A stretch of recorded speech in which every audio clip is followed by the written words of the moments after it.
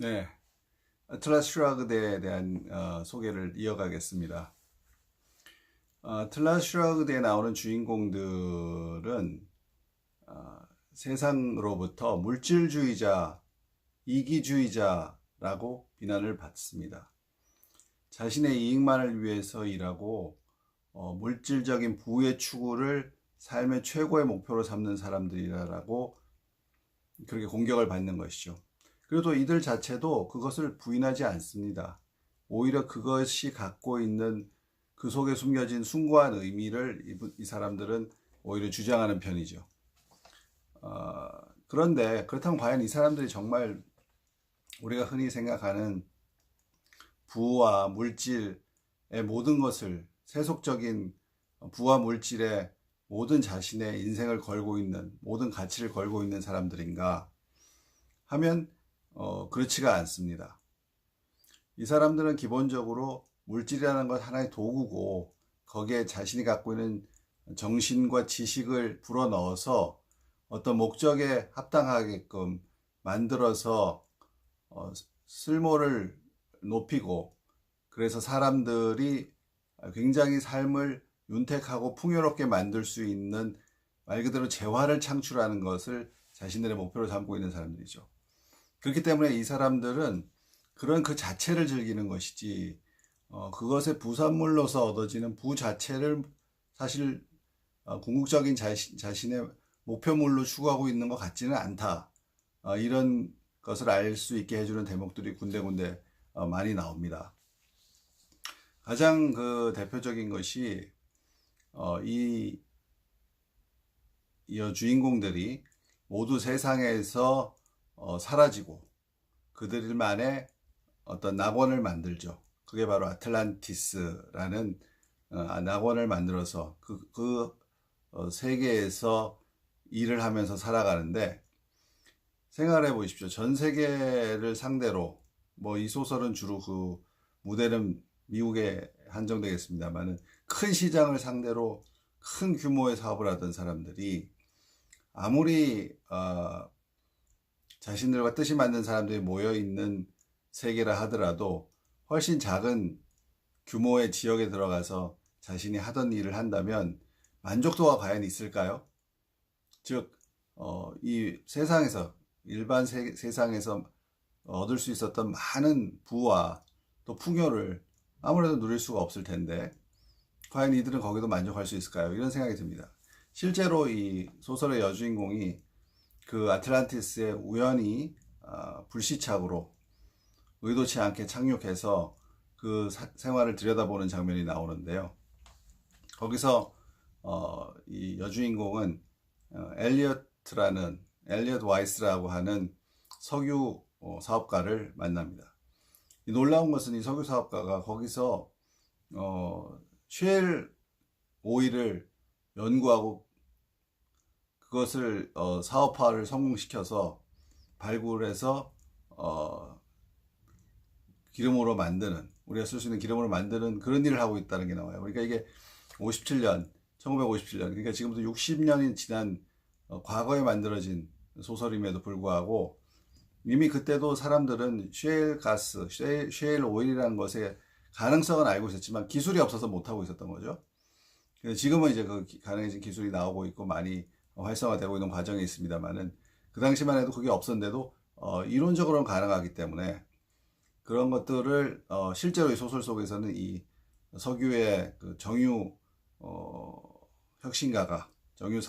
산업의 혁신가가 아틀란티스에서 쉐일 오일을 실제로 사업화하는 그런 장면이 잠깐 나옵니다. 그렇지만 여전히 규모는 작죠.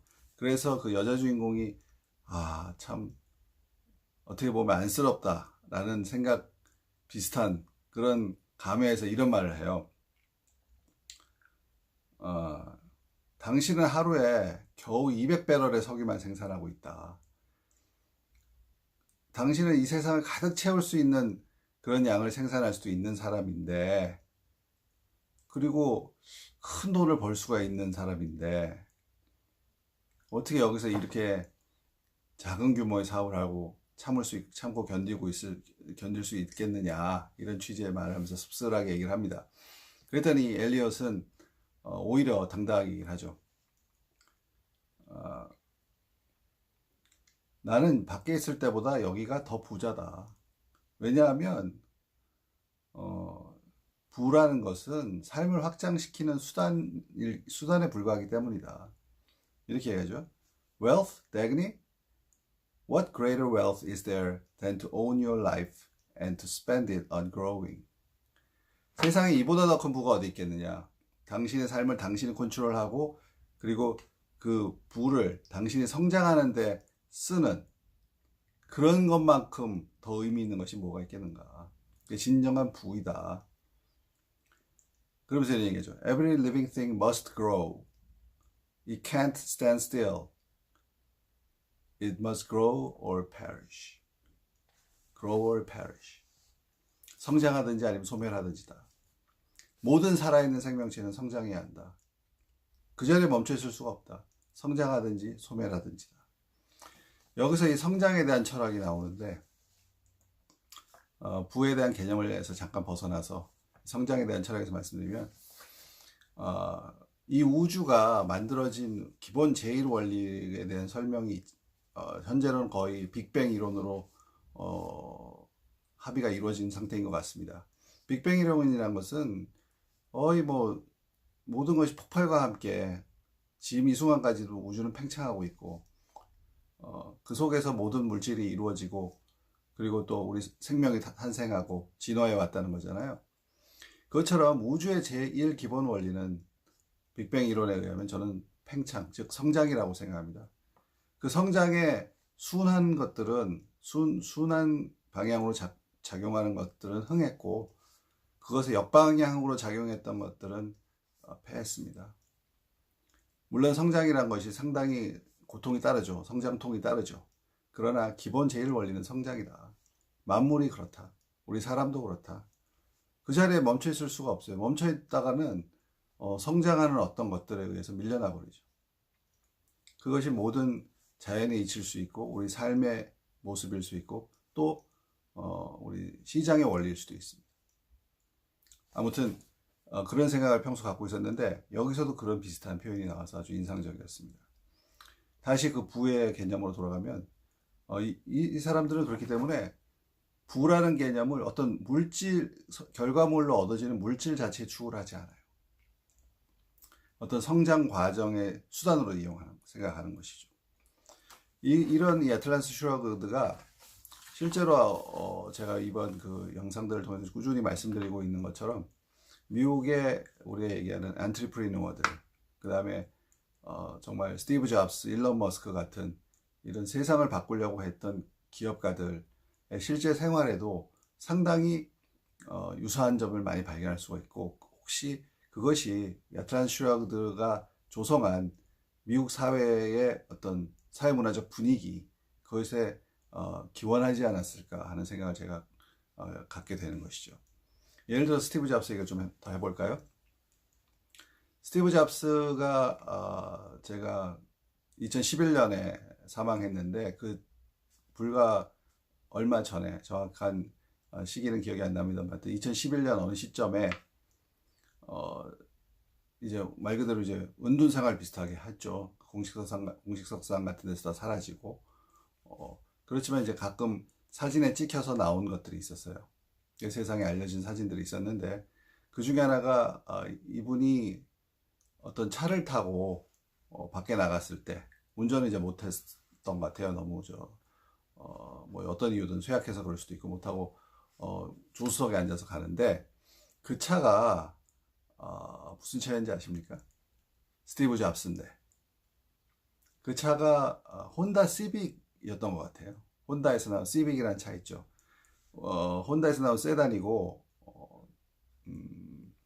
준중형급이라고 봐야 되겠죠. 중형급 세단이라면 어코드가 있으니까 한 급 더 위에 그 밑에가 이제 시빅이라는 차인데 우리나라에도 판매가 되고 있습니다.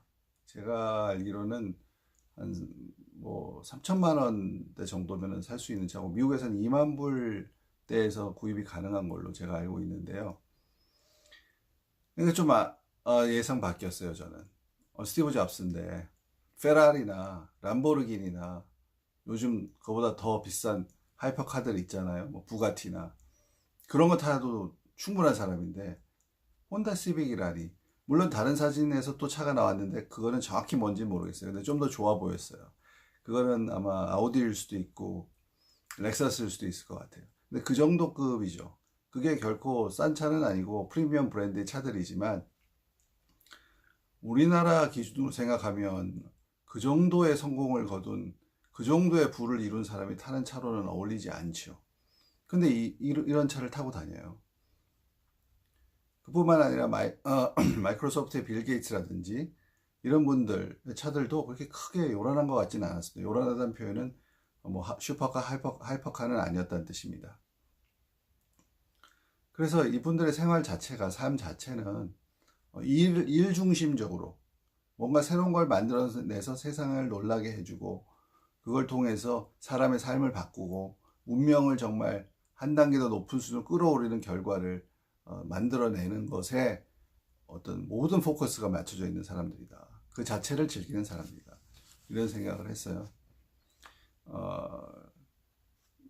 이분들이 그 사람들을 깜짝 놀라게 해주는 것을 좋아한다는 것은 이 소설에도 또 비슷한 장면이 하나 나오죠. 그걸 소개해 드리겠습니다.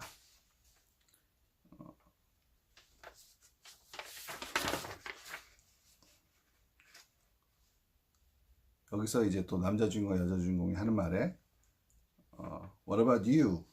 Would you want to make the answer with me and face the same screaming?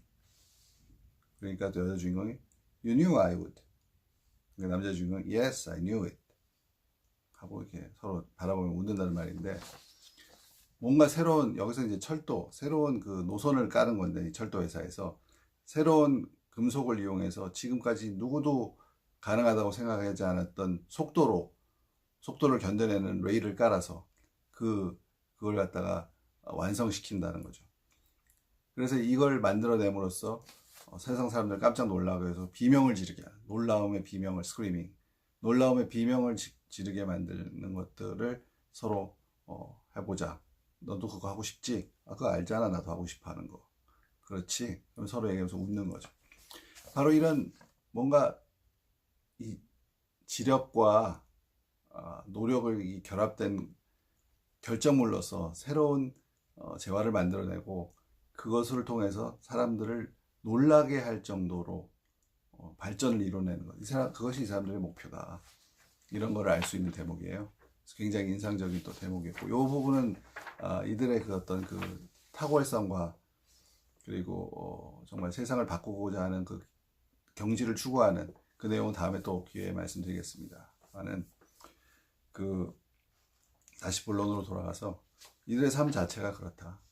그래서 아까 말씀드린 것처럼 이런 사람들이 이제 세상에 여러 가지 나중에 말씀드릴 어떤 그 자신들을 옥죄는 그런 여러 가지 변화 때문에 도저히 못 견디고 아틀란티스로 다 사라지는다고 말씀드렸잖아요. 다 사라지는데 이들이 그러면 이 지상에 남겨놓을 게 뭐겠어요? 지상이라기보다 이 세상에 남겨놓을 게 뭐겠어요? 자신의 부는 그대로 남겨놔요.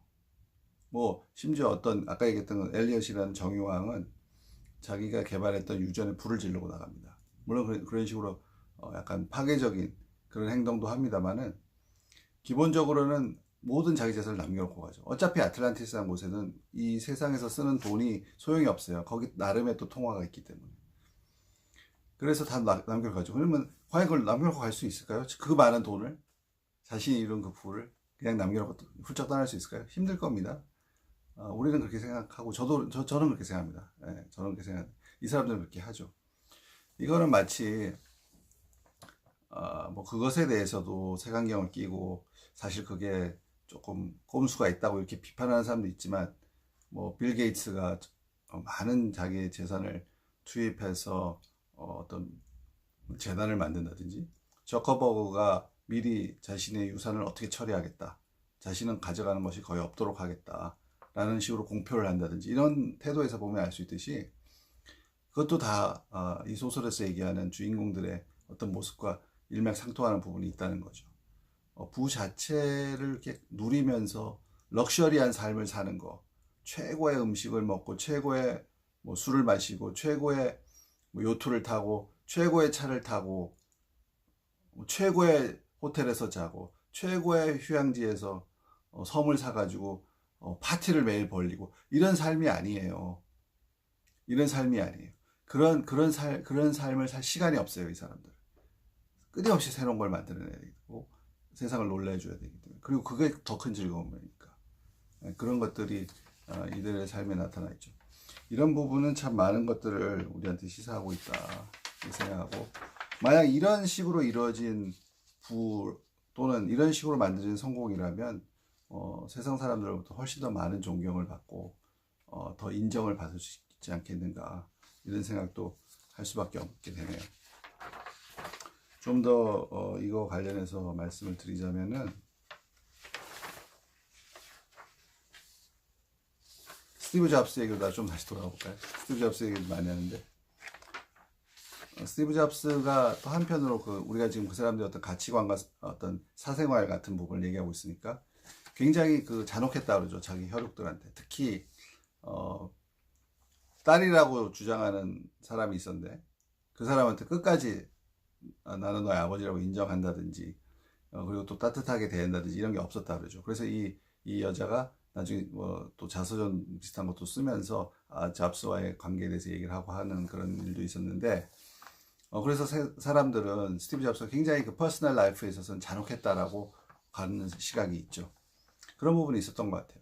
근데 사실 제가 놀란 게 이 소설에도 비슷한 대목이 납니다. 뭐냐면 남자 주인공 중에 한 명이 자신의 어머니와 자신의 남동생 그리고 자신의 와이프 하고 대립하는 장면이 나오는데, 이 사람들은, 그 가족들은 어떻게 하든지 이 남자 주인공을 사라지지 못하게 하려고 붙잡죠. 사라지면 이거죠. 자기들을 그동안 부양해준 일종의 기둥이 없어지니까. 그러면서 계속 욕을 합니다. 감정에 호소합니다. 넌 우리를 사랑하지 않니? 어떻게 네가 그럴 수가 있니? 그게 뭐야? 너는 항상 머리로만 생각하려 하니? 마음으로 느껴봐라. 너는 인간미가라는 것은 없니? 이렇게 막 호소를 합니다. 그리고 동생은 자기를 일을 좀 시켜달라. 형의 회사에서, 형의 기업에서 일을 좀 시켜달라. 자리를 주면 내가 열심히 일하겠다. 해보겠다라고 하지만 일을 주지 않아요. 왜 안 주느냐면 너보다 더 잘할 사람이 있기 때문에. 너한테 줄 수 없다. 동생이라는 이유 말로 너한테 줄 수 없다. 너 그냥 나한테 이렇게 애걸하고 호소하지 마라. 이거는 기업이고 내가 판단해서 이 자리에 더 맞는 사람을 줄 수밖에 없고, 내가 봤을 때 너는 오면 일 열심히 안 할 거다. 그동안 살아온 걸 보면. 이렇게 아주 매몰차게 거절해버리거든요. 참 상상을 하기 힘든 대목이죠. 우리 기준으로는. 어떻게 형제간에 그럴 수가 있을까요? 근데 이 주인공이 나중에 이런 얘기를 합니다. 이 소설에서 이런 대목이 나옵니다. 그들은 they wanted to hold him, to keep him in the sacrificial furnace, to make him let them devour the last of him in the name of mercy, forgiveness, and brother, cannibal love. 라는 말이에요. 무슨 말인가 하면, 끝까지 이들은 그 남자 주인공을 자비와 용서와 또 형제, 혈육의 사랑, 이런 이름으로 이 남자 주인공을 희생의 용광로에 가둬두려고 했다고 하는 거죠. 그래서 결국 마지막까지, 이 사람의 마지막까지, 남자 주인공의 마지막 정말 성과 한 방울까지 다 갈취하려고 했다. 이런 표현. 그러니까 이 소설의 작가가 얘기하는 바는, 이런 것들이 결국 그 사람으로 하여금 탁월성과 수월성을 추구하고 뭔가 세상에 놀라운 문명의 진보를 이뤄내기 위해서 자신의 모든 것을 바쳐서 일을 하는 것에 걸림돌이 됐다. 이런 것에 연연해가지고 이 남자 주인공은 생각하고 판단하고 행동하지 않는다는 걸 나타냈던 거죠. 그러니까 이런 것이, 물론 제가 스티브 잡스를 변호하려고 하는 것은 아닙니다만, 제가 얘기하는 그 유사성, 상관성을 저는 얘기하고 싶은 거예요. 이런 부분에서도 상당히 이 소설과 스티브 잡스의 실제 생활이 통하는 부분이 있지 않는가. 그래서 스티브 잡스 같은 사람이 어떻게 나올 수가 있는가. 제가 말씀드리고 싶은 건, 어떻게 그런 사람이 나올 수 있는가. 어떤 사회문화적 토양이 있을 것이다. 그 사회문화적 토양에 어떤 이루어진 것들은 바로 이런 소설이라든지 이런 문화 컨텐츠가 많이 소비됨으로써 많은 사람한테 삶의 영향을 미국에서 미침으로써 그런 인간형이 나타날 수가 있었지 않겠는가, 이런 생각을 하게 되고, 그것에 대한 가치 판단은 뭐 각자의 몫이겠죠. 모두의 각자 기준이 있으니까 몫이겠지만, 최소한 저는 이 소설을 읽으면서 그런 부분에 있어서 스티브 잡스가 왜 그랬었겠구나 하는 것에 대해서 어느 정도 기본적인 설명은 되는 것 같다, 이런 생각은 갖게 됐습니다. 네, 오늘은 아트라스 슈라그드에 나온 그 주인공들의 어떤 사적인 면, 인생관, 또 부에 대한 태도, 또 그리고 가족과 혈육에 대한 태도, 이런 것들을 말씀드리면서 아트라스 슈라그드가 스티브 잡스나 이런 미국의 기술을 특히 기술을 이용해서 뭔가 새로운 재화를 창출하고 그걸 통해 세상의 삶을 완전히 바꿔버리는 이런 유형의 엔트리프리너 사업가들의 어떤 행동과 사고와 태도에 어떤 미친 영향이 있지 않았을까를 나름대로 그 관련성을 유추해보는 그런 시간을 오늘도 한번 가져봤습니다. 이 다음에는 또 다른 주제를 가지고 이 아트라스 슈라그드를 여러분에게 소개해드리겠습니다. 예, 시청해주셔서 감사합니다.